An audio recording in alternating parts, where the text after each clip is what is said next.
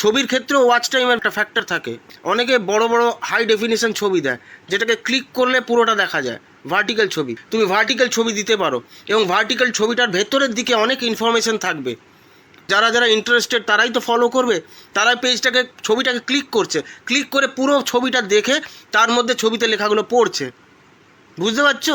ছবিটা দেখে just comment click করছে না, ছবিটা ক্লিক করে দেখছে। ছবিটা ক্লিক করে দেখাটাও ওয়াচ টাইম। 3 সেকেন্ড একটা ছবি না দেখলে ছবিটা দেখা বলা হয় না।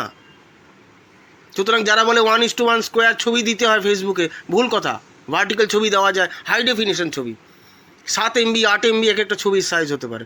ক্লিক করে মানুষ দেখবে, পুরোটা খুলে দেখবে, তাতে যে কমেন্ট করছে তারও কিন্তু এনগেজমেন্ট বাড়ে, আর যার পোস্টে যার ছবি দেখছে তারও ওয়াচ টাইম বাড়ে, তারও এনগেজমেন্ট বাড়ে। এবং এই একটা ছবিরও একটা ওয়াচ টাইম থাকে, স্টোরিতে ওয়াচ টাইম থাকে। 3 থেকে 4 সেকেন্ড একটা স্টোরিতে দাঁড় করাতে হয়, তার জন্য স্টোরিতেও হুক লাগাতে হয়।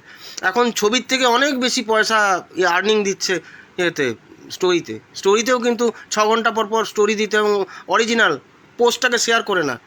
যারা যারা এখানে অন আছো, মনিটাইজেশন অন, তাদেরকে বলি, তোমরা ভালো ভালো ছবি বা ছোটো ছোটো ভিডিও, 3 সেকেন্ড 4 সেকেন্ড 5 সেকেন্ডের ভিডিও ক্লিপ, ইন্টারেস্টিং ভিডিও ডাউনলোডও করে নিতে পারো। ডাউনলোড করে একটু যদি পারো এডিট করে নিও, সেগুলো দাও স্টোরিতে।